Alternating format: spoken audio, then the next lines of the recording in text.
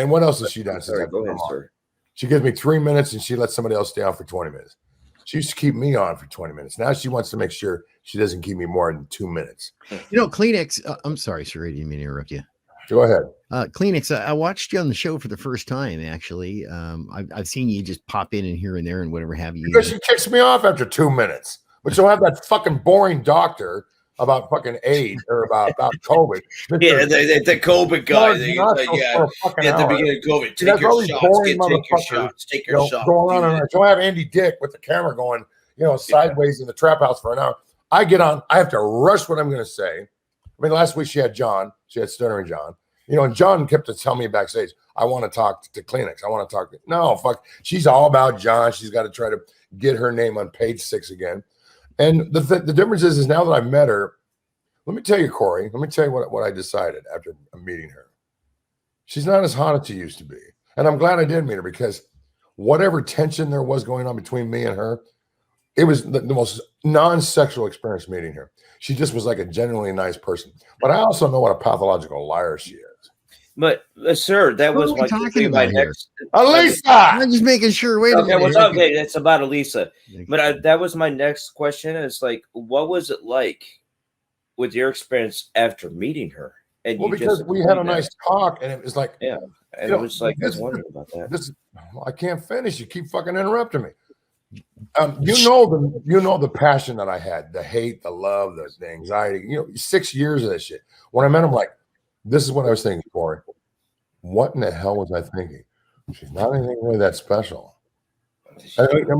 Like they said, don't ever meet your hero, or don't ever meet your person that you really think is, when you meet him, you're going to be disappointed. I was disappointed that she wasn't more stunning than I was in my mind she was. Now, I don't know if she's aged. I've aged, but the point is, she was sweet. She was genuine, like how she was the first month we knew each other when we were on the phone, when she was still in Manhattan. She was that really nice woman that I and then I turned it into becoming like T-Bob, just so I could, I was the T-Bob.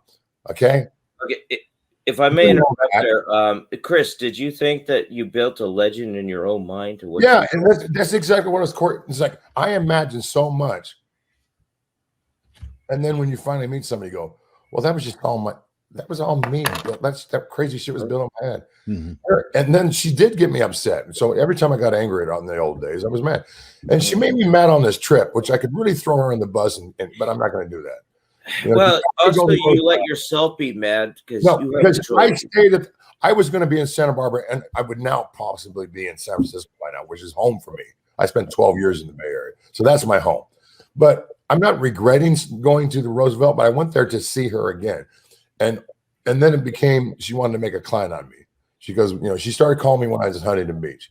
And all of a sudden she started pitching me. Now, first of all, I've been in sales. You know that. I've been in sales since I was 1960. You cannot close a closer.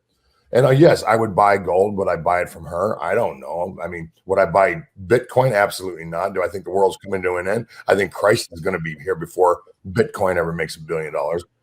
That's what I think. I think we're in the last days. It's one of the reasons I'm making this fucking trip. I literally think we're living in the last days. And as a Christian, as a Jew, I'm aware that even the tribe is starting to think that we're in Revelation, because the tribe doesn't, the Jews don't really believe in Revelation. Anyway, I'm getting off topic. So she's calling me from Huntington Beach. I'm tweeting them in Huntington Beach. I was in Dana Point. I was in Laguna. And now she can see, well, this guy's out here. He's spending money. He's staying in 5-star hotels. I'm at the Grand Hyatt. I paid $487 to be here tonight. Yeah, I'm spending a lot of money, but so what? It's my money. And everybody's like counting my money. Where did you get this money? You're supposed to be so broke.